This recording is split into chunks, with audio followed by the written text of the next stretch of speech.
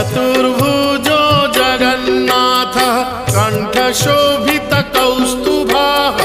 पद्मनाभो देवगर्भश्चन्द्रसूर्यविलोकनः